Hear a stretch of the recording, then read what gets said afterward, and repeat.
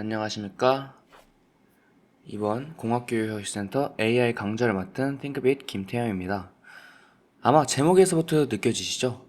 누구나 일주일 완성 AI 모델 만들기. 저번에 오픈 12 강좌에 이어 이번 강좌는 AI의 이론과 내용들을 담고 있지만 이론보다도 여러분들이 다양한 공모전, 프로젝트에서 시제품, 프로토타입을 제작하는데 사용할 수 있도록 AI 모델을 만들어 사용하는 실습 위주로 진행될 예정입니다. 물론 AI의 이론부터 완벽하게 차근차근 하는 것이 이해하고 사용하는 데 정말 좋지만 짧은 시간 안에 최대한 많은 내용 그리고 여러분들이 공모전에서도 사용이 가능할 그런 수준에서 있어서는 실습 위주로 진행하는 것이 맞다고 판단되어 이번 강좌에서는 여러분들이 모델을 사용하고 분석하는 역량을 기를 수 있도록 초보자를 위한 사용 강의를 진행하고자 합니다. 물론 제가 실습 위주라고 말씀을 드렸지만 아무래도 이번 강좌가 이제 AI를 다루다 보니까 AI에서는 이론이 불가피하게 들어갈 수 있습니다. 또한 여러분들이 느끼기에 이론 강좌가 많다고 느끼실 수도 있는데요. AI의 이론 자체가 너무나도 복잡하고 방대하기 때문에 그런 부분에 있어서 저희가 최대한 함축적이고 압축해서 진행을 하는 내용이기 때문에 양해 부탁드리겠습니다. 그러면 바로 목차 먼저 설명드리겠습니다. 이번 AI 강좌에서는 두 가지의 부주제, 그리고 한 가지의 메인 주제로 나누어집니다. 기본적으로 AI가 무엇인지, 그리고 지도학습, 비지도학습 등 다양한 AI들이 있는데 그게 무엇인가에 대해서 간단하게 AI에 대해서 설명드릴 예정이고, 두 번째로 이제 분류 모델을 제작을 해볼 것입니다. 먼저 설명드릴 거는 이제 누구나 이미지 분류 모델, 그리고 음성 모델 등 다양한 AI 모델을 손쉽게 만들 수 있도록 구글에서 티처블 머신이라는 프로그램을 제시하였습니다. 그래서 누구나 AI 모델을 만들 수 있는 구글 티처블 머신을 통해서 간단한 모델을 제작할 예정입니다. 그리고 또한 저희가 이 분류 모델이라 하면 이제 ANN부터 CNN까지 이제 가장 주요적으로 CNN에 대해서 다뤄볼 예정이고, 여러분들이 직접 파이썬을 통해서 파이썬의 텐서플로우 라이브러리를 통해서 제작하는 그런 시간도 가지도록 하겠습니다. 그리고 마지막으로 정말 많은 분들이 사용하는 이제 YOLO, You Look Only Once라는 모델을 다뤄볼 겁니다. YOLO에서는 기본적으로 현재까지 많이 이용되었던 버전인 V8을 사용할 예정입니다. 현재 욜로는 욜로 V1부터 8, 그리고 9, 10까지 이제 나와 있는데요. 저희가 V8을 다루지만 그래도 V9과 V10에 대해서 간단한 작업 정도는 진행할 예정입니다. 이 과정에서는 이제 오브젝트 디텍션이 무엇인지, 욜로는 어떻게 작동되는지 원리를 배우고 직접 데이터를 만들고 욜로 탐지 모델을 만들어 볼 예정입니다. 이후 욜로 모델을 분석하고 검증 단계, 그리고 하이퍼 파라미터 튜닝, 즉 같은 데이터로 조금 더 적합한 모델을 만드는 튜닝 과정을 진행하려고 합니다. 오늘 오리엔테이션에서는 간단하게 인공지능이 무엇인지, 인공지능의 범위와 다양한 인공지능의 기술들에 대해서 설명드리도록 하겠습니다. AI, 아마 많이들 들어보셨을 거라고 생각됩니다. AI에 대한 정의는 무엇인지 다들 아마 아실 겁니다. 대부분 인공지능, 그리고 딥러닝 이렇게 알고 계십니다. 한 논문에서는 AI를 다음과 같이 정의하는데요. Artificial Intelligence, 인공지능은 지능형 기계, 특히 지능형 컴퓨터 프로그램을 만드는 과학 및 공학이다 라고 정의합니다. 약간 지루한 정의죠. 인공지능에 대해서 조금만 더 알아보도록 하겠습니다. AI는 크게 세 가지로 들어가는데요. 인공지능, 흔히 우리가 말하는 AI, 그 안에 머신러닝, 그리고 그 내부에 딥러닝이 있습니다. 인공지능 기술에는 기계학습, 머신러닝과 기계학습 분야 중 하나인 딥러닝이 있는데요. 이 머신러닝과 딥러닝 모두 데이터를 분류하거나 선택하는데 사용하는 기술이지만 두 기술의 가장 큰 차이점은 바로 사람의 개입 여부입니다. 일단 머신러닝 같은 경우에는 주어진 데이터를 인간이 먼저 처리합니다. 사람이 먼저 컴퓨터의 특정 패턴을 추출하는 방법을 지시하고 그 이후 컴퓨터가 스스로 데이터의 특징을 분석하고 축적합니다. 이렇게 축적된 데이터를 바탕으로 문제를 해결하도록 하는 것입니다. 예를 들어서 사람이 먼저 개와 고양이의 사진을 보고 개와 고양이의 특징을 추출한 이후 많은 예시를 통해서 컴퓨터를 학습시키고 식별하게 만듭니다. 반면에 딥러닝은 사람이 하던 패턴 추출 작업이 생략이 됩니다. 컴퓨터가 스스로 데이터를 기반으로 학습할 수 있도록 정해진 신경망, 중앙에 있는 신경망을 컴퓨터에게 주고 어린아이가 학습하는 것처럼 경험 중심으로 학습을 수행합니다. 즉, 인간이 개, 고양이의 특성을 추려서 사전에 정의된 알고리즘과 규칙을 적용하는 머신러닝과는 달리 딥러닝에서는 이 중앙에 심층 신경망을 통해 스스로 개, 고양이의 특성을 훈련하여 개와 고양이를 분류할 수가 있습니다. 머신러닝 과정에서는 이제 어떻게 패턴을 추출할 것인지 정하는 것은 모델을 정했다고 표현합니다. 어떤 모델을 활용할지에 따라서 계산하는 방법도 완전히 달라집니다. 딥러닝에서 또한 특정 신경망 구조를 역시 모델이라고 표현을 하는데요. 최적의 딥러닝 모델 구조, NAS를 찾아주는 방법도 있습니다. 부가적인 설명이지만 초기에 어떻게 신경망을 시작할지 간단한 정보를 주면 최적의 신경망을 탐색하는 알고리즘입니다. 일단 그 이후 추가적으로 먼저 설명드릴 것은 바로 머신러닝인데요. 지금 보시는 것처럼 머신러닝의 학습의 종류는 크게 세 가지가 있습니다. 첫 번째는 supervised learning, 지도학습. 그리고 두 번째는 unsupervised learning, 비지도학습. 세 번째는 그 다음인 reinforcement learning, 강화학습이 있습니다. 일단 먼저 지도학습. 이 지도학습에는 분류, 아까 보여드린 고양이와 강아지 같이 이진분류, 다중분류 등이 있고 회귀, 어떤 데이터들의 특징을 토대로 값을 예측하는 것. 예를 들어서 A값, A 동네의 비평수는 집값이 얼마야? 라는 질문에 주어진 데이터를 가지고 예측하는 과정이라고 생각하시면 됩니다. 그에 반면 비지도학습. 이 비지도학습은 레이블이 없는, 즉 정답이 없는 것을 가지고 비슷한 데이터를 군집화하는 것, 일종의 그룹핑 알고리즘이라고 생각하시면 됩니다. 예를 들어서 설명드리겠습니다. 일단 강아지와 고양이 두 가지 분류를 진행한다 할 때 지도학습은 강아지와 고양이 사진을 바탕으로 강아지 사진에는 강아지라는 정답이까지, 고양이 사진에는 고양이라는 정답까지 제공하고 이를 학습시키는 것을 의미합니다. 왼쪽 사진을 보시면 강아지 그리고 고양이라는 정답까지 주어져 있습니다. 그의 반면에서 비지도학습은 강아지와 고양이 사진을 주고 정답 없이 사진 데이터로 군집화, 강아지는 강아지끼리 묶고 고양이는 고양이끼리 묶는 군집화를 진행하는 것을 의미합니다. 강화학습은 이제 강화학습 그림을 활용해 설명드리겠습니다. 이 사례 학습의 목표는 강아지, 즉 이 에이전트가 강아지를 둘러싼 환경 그리고 훈련사를 포함한 환경에서 행동을 완료하도록 강아지를 훈련하는 것입니다. 먼저 훈련사가 강아지에게 명령 또는 신호 두 가지를 보내고 강아지는 이를 관찰을 하는 것입니다. 그 다음에 강아지는 그 행동을 취해서 응답을 합니다. 지금 화살표를 보시면 강아지는 행동을 취한다고 되어 있고 이 훈련사는 보상과 지시 두 가지를 한다고 되어 있습니다.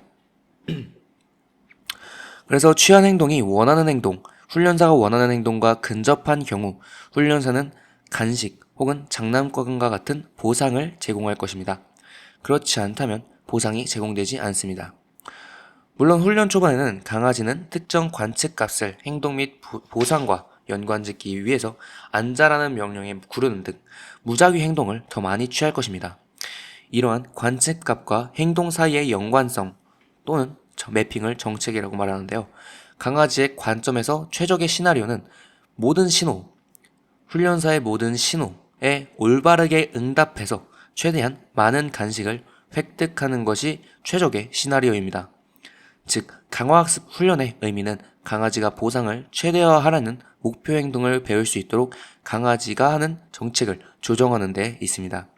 훈련이 완료되면 강아지는 자신이 개발한 내부 정책을 사용해서 보호자의 앉아라는 명령을 관찰하고 그에 대해서 적절한 행동을 취할 수 있게 됩니다. 이 시점에는 강아지에게 간식이 제공되면 좋지만, 보상이 제공되면 좋지만 필수적이지 않습니다. 저희가 이렇게 세 가지를 배웠었는데요. 저희가 이번 시간에는 지도학습을 위주로 다뤄볼 예정입니다. 그전 먼저 자율주행 먼저 얘기를 해보겠습니다. 자율주행을 위해 필요한 AI는 어떤 것이 있을까요? 예시를 하나 들어서 설명드리도록 하겠습니다. 차량이 앞으로 가는 중에 표지판이 위치하여 있습니다. 차량은 이 표지판을 보고 정지를 해야 하는 상황입니다.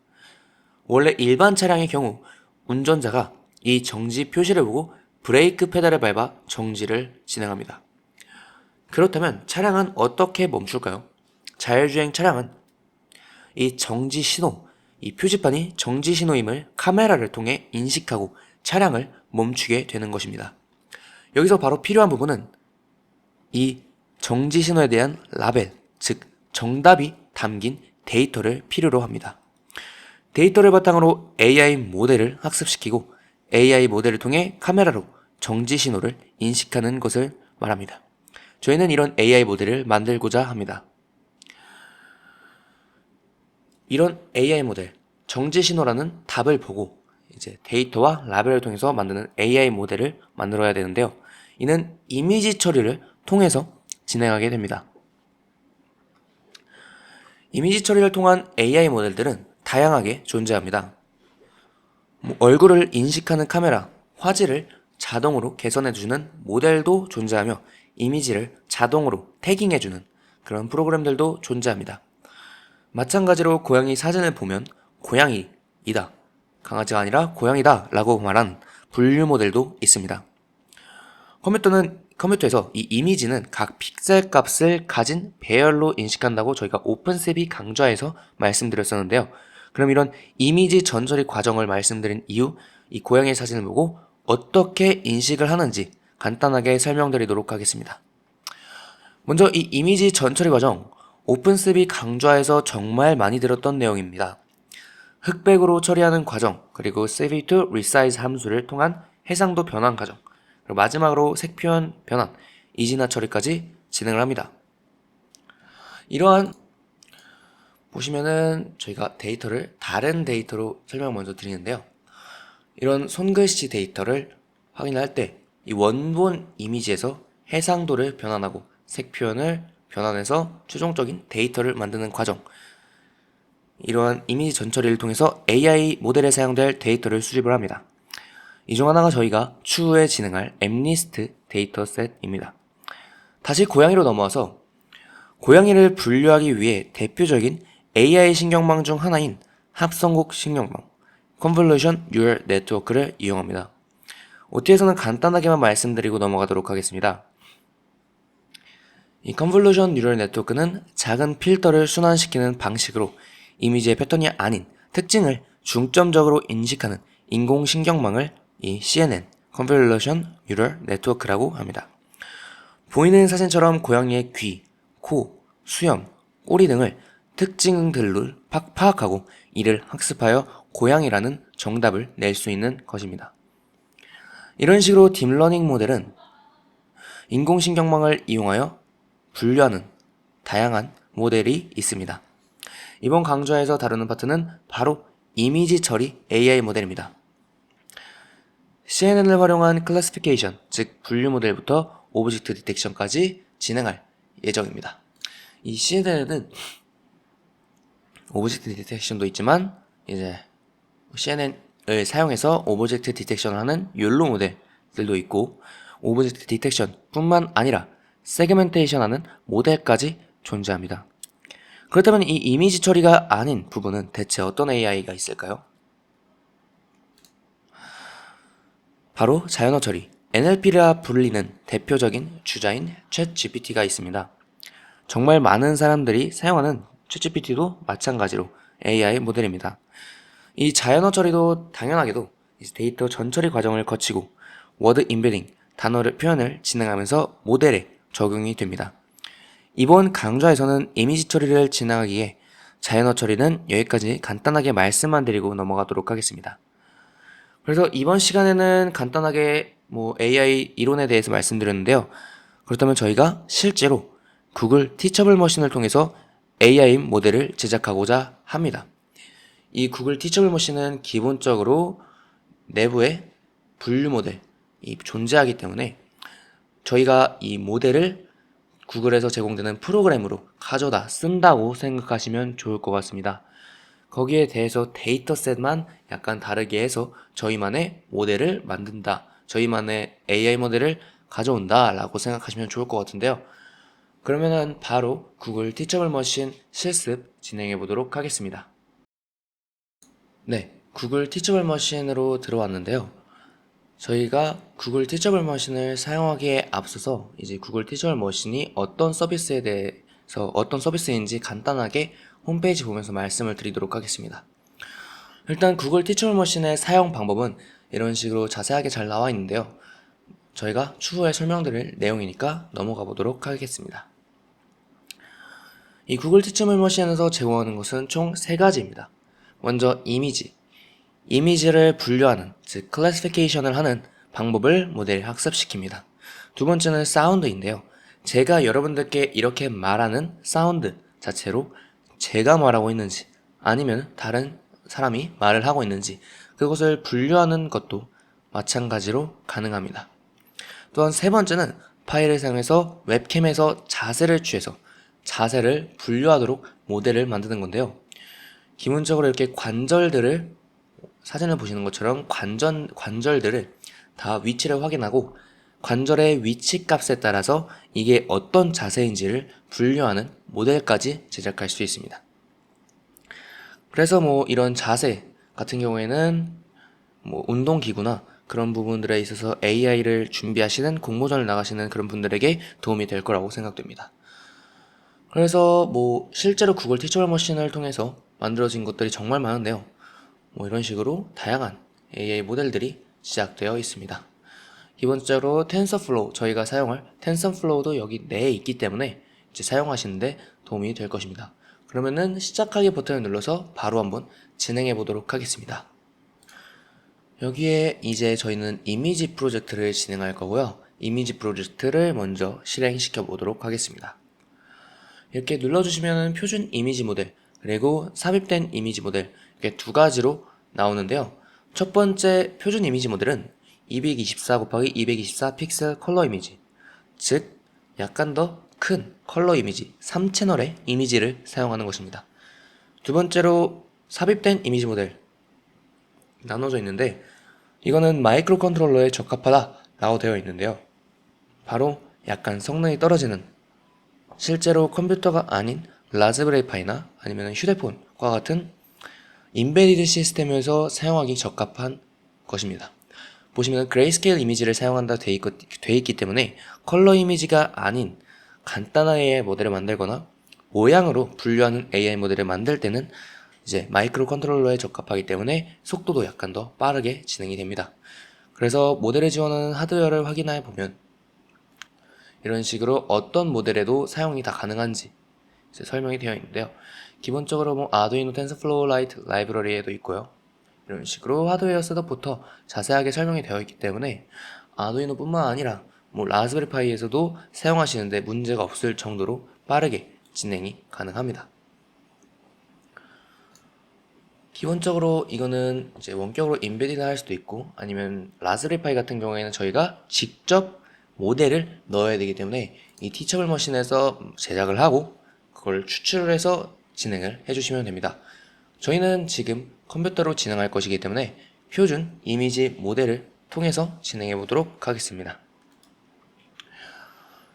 눌러주면 이렇게 클래스가 여러 가지로 나누어져 있습니다.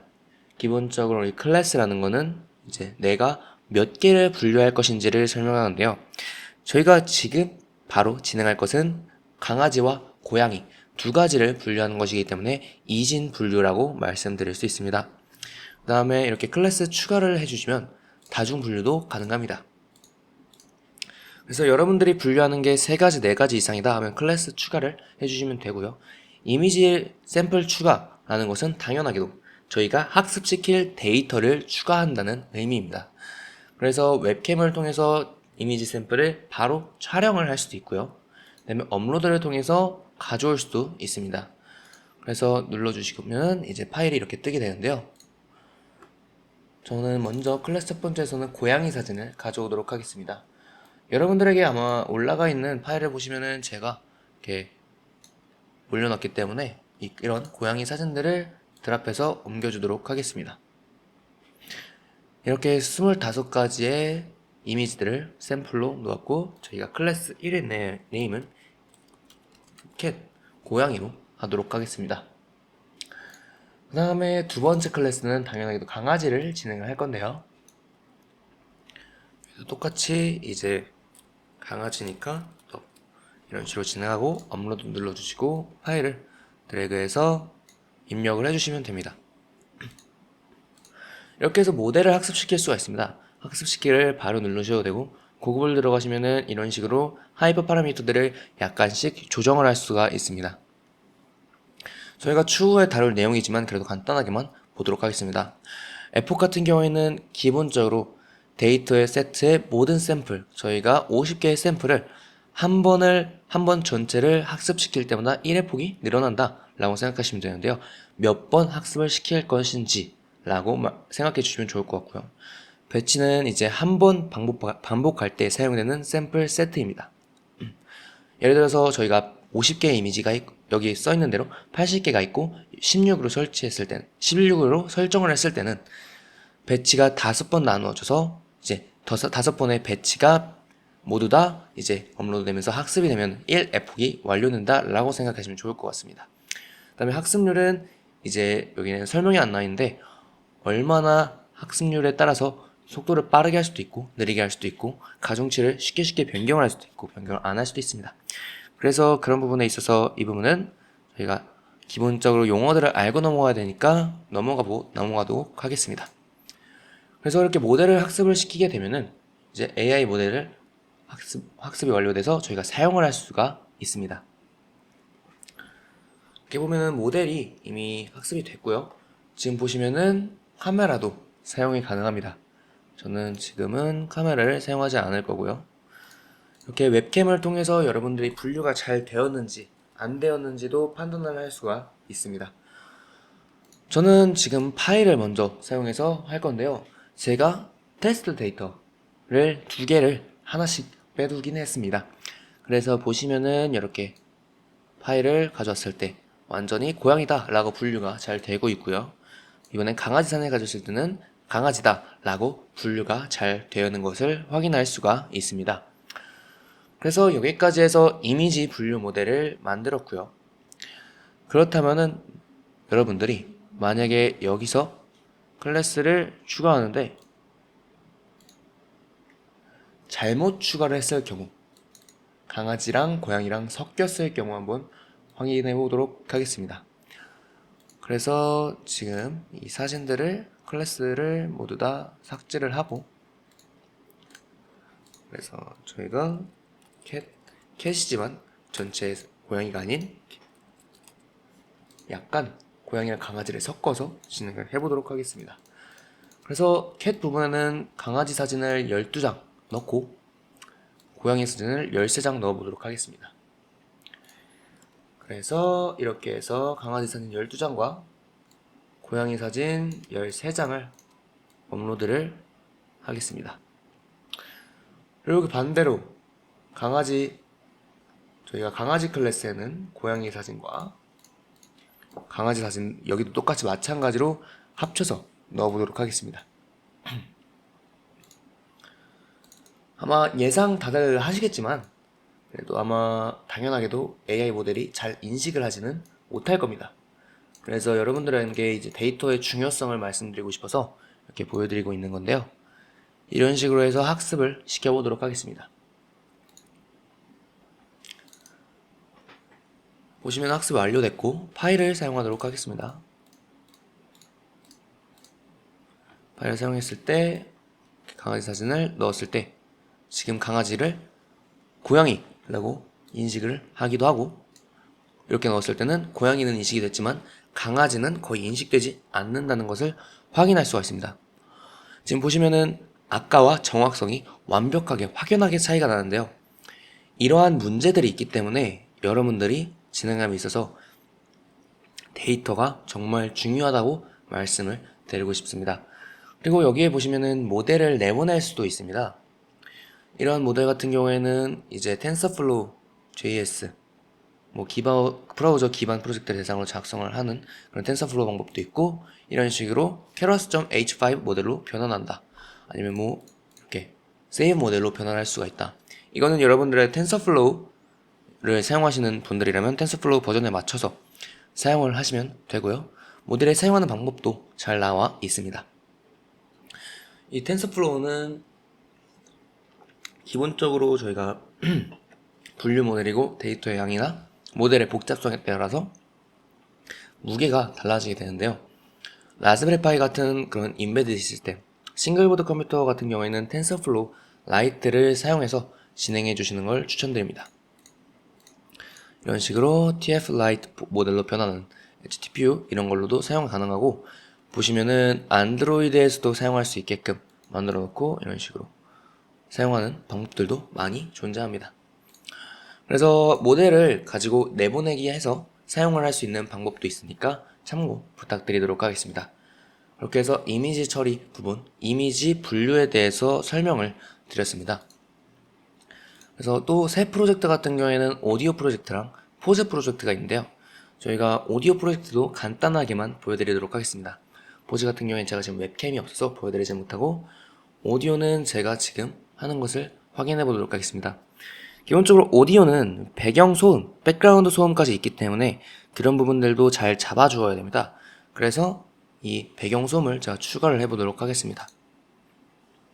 녹화를 해주시면은 배경 소음이 녹화가 되는데요. 20초 동안 녹화를 하고 진행해 보도록 하겠습니다. 이렇게 해서 녹화가 됐고 샘플 추출을 하면은 이런 식으로 오디오 샘플이 추출이 됩니다. 이건 완전히 배경 소음입니다. 그리고 두 번째로 제가 얘기하는 이제 제 이름 넣어서 해보도록 하겠습니다.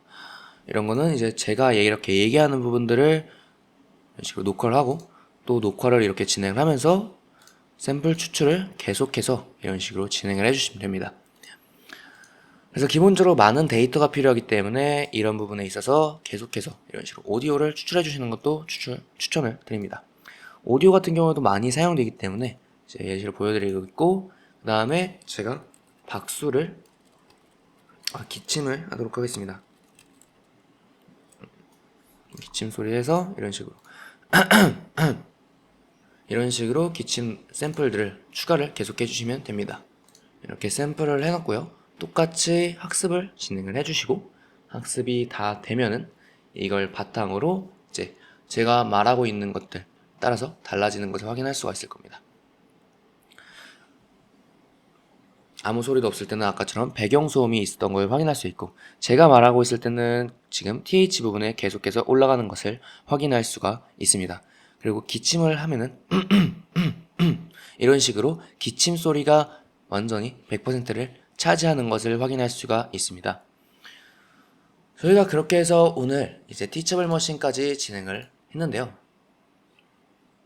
저희가 이번 시간은 티처블 머신까지 실습을 통해서 마무리를 하고, 다음 시간에는 하스케이드, 저희가 오픈CV에서 배웠던 내용을 바탕으로 오픈CV에 기본적으로 내장되어 있는 AI 모델들을 한번 사용해 보도록 하겠습니다. 일단 여러분들에게 이 구글 티처블 머신 실습이 들어갔으니까 한번 꼭 해보셨으면 좋겠고, 여러분들이 만약에 분류 모델을 만든다 했을 때는 아무래도 이렇게 기본적으로 웹에 나와 있는 모델들이 정말 성능이 좋다는 평가를 받았어요. 제가 실제로 CNN 모델을 여러분들께 말씀을 드리겠지만, 그런 모델과 이 친구랑 성능 비교까지 해볼 수 있도록 그만큼 올라온 친구이기 때문에 한번 사용하시는 것도 고려를 해보시면 좋을 것 같습니다. 그렇게 해서 여기까지 해서 AI 1강 OT 오리엔테이션을 마쳤고요. 다음 강의까지 해서 간단하게 오픈12까지 말씀을 드리고 이제 제대로 된 AI 이론부터 실습까지 진행해 보도록 하겠습니다. 오늘 들어주셔서 너무 감사합니다.